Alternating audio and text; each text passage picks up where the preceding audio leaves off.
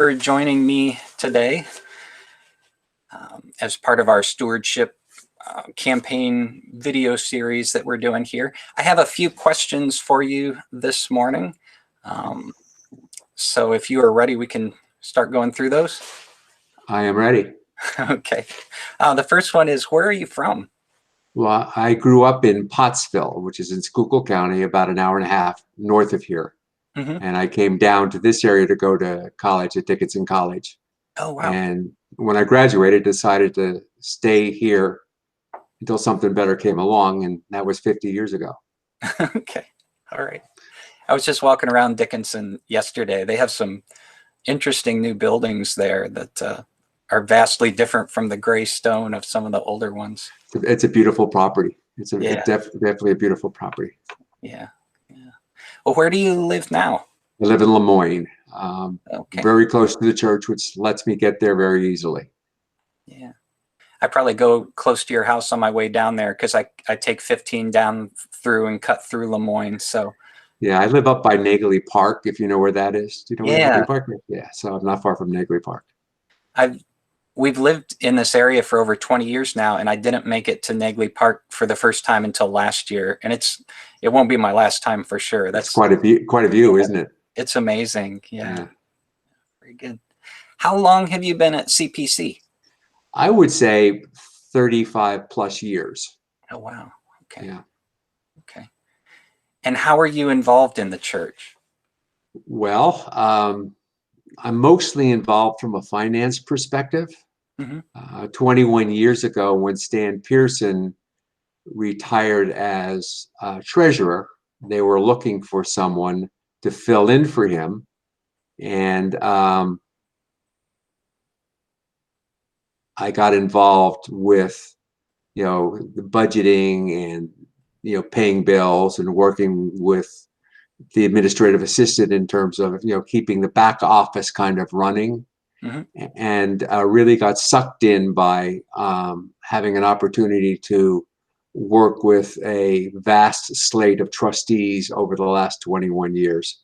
And then we established an investment endeavor, the Forever Funds. And so I'm a permanent member of that. And I've been doing that for about 6 years. Okay. Very good. Good. What are some of your favorite ministries at CPC? Well, I'm very partial to what Mission and Community does in terms of guiding us in terms of benevolence.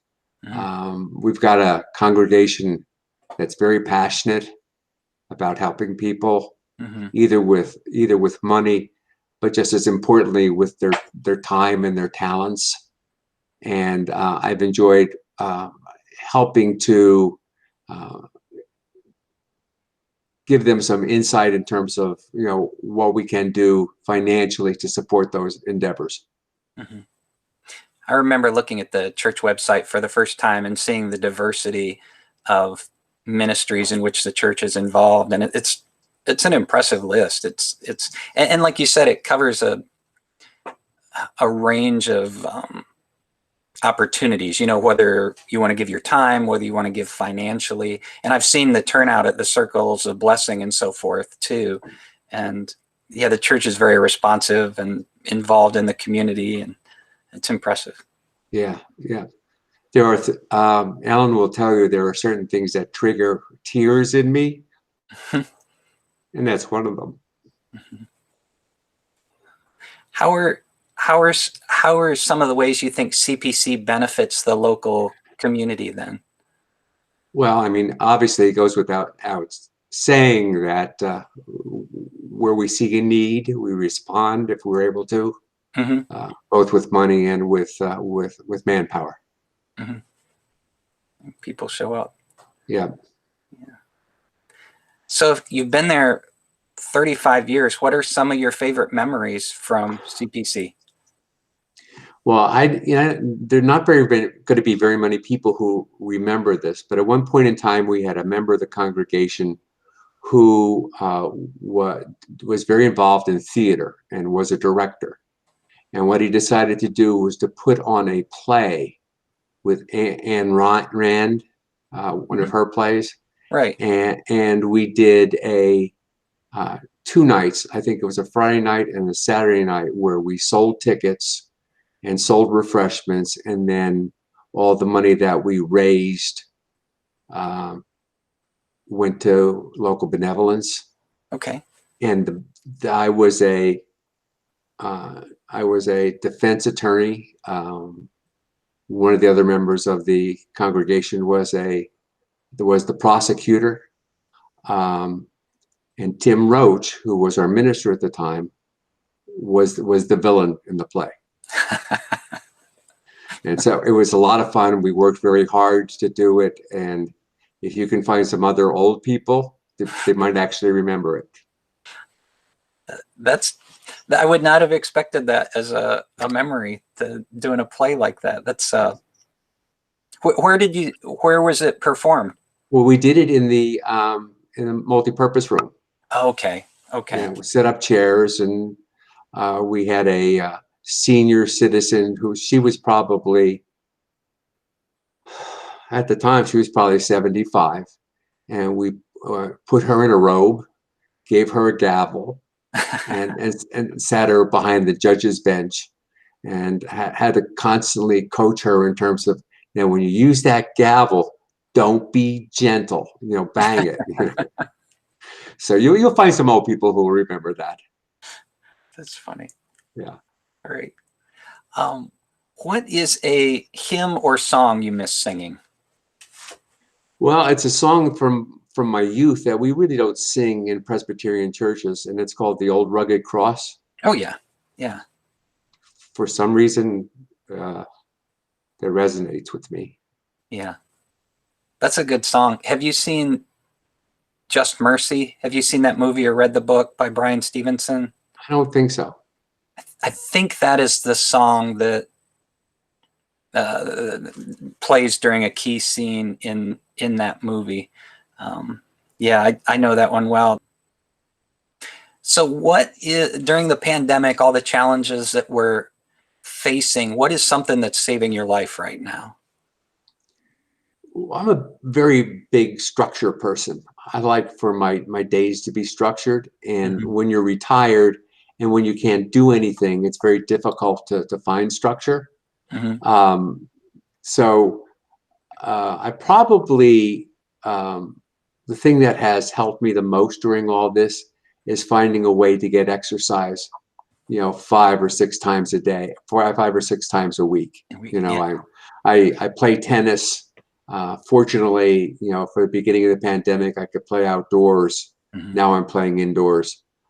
They shut down the gyms for a couple of months, so I did a lot of walking along the river in Harrisburg. What a gift that is to the community. And now that the gyms are open, I usually get to the gym, three times a week to just feel like I accomplished something. And the fact that I come to the church on a regular basis to sign checks and do payroll and that sort of thing, that gives me some structure. But otherwise, you can only fill your days with so much Netflix and Amazon, Yeah.